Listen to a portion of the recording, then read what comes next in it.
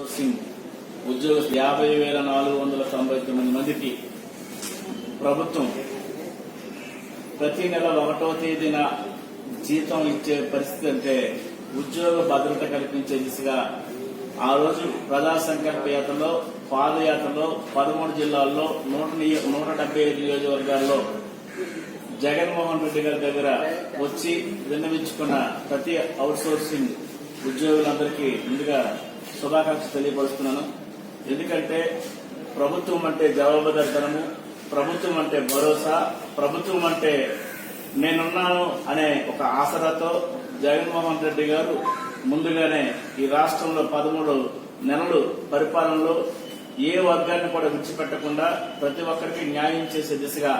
రైతాంగిక రైతు భరోసా, చదువుకున్న విద్యార్థులకైతే విద్యా దీవెన, అదేవిధంగా వసతి దీవెన, అలాగే అమ్మఒడి కార్యక్రమాలు,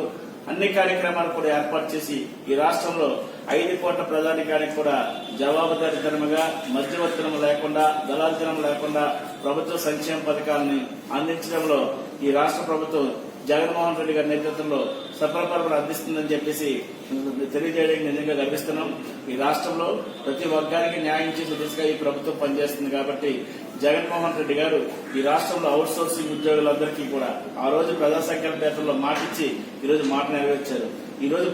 మేనిఫెస్టోలో పెట్టిన ప్రతి ఐటమ్ కూడా ఆయన ఈ రోజు ఫుల్ఫిల్ చేస్తూ ప్రజల కోసం, ప్రజా సంక్షేమం కోసం, ప్రజా హితం కోసం ఏర్పాటు చేసిన ఈ ప్రభుత్వం ఈ ప్రజల కోసమే ముందుకెళ్తున్నారు కాబట్టి రాష్ట్ర ప్రజానికానికి ఇటువంటి ముఖ్యమంత్రి మనం దొరకడం అదృష్టంగా భావిస్తూ రాజశేఖర రెడ్డి గారి పరిపాలన, రాజశేఖర రెడ్డి గారి ఆలోచన విధానమే వైఎస్ఆర్ కాంగ్రెస్ పార్టీ ఆలోచన విధానం అని చెప్పేసి మీ ద్వారా రాష్ట్ర ప్రజానికి తెలియపరుస్తున్నాం.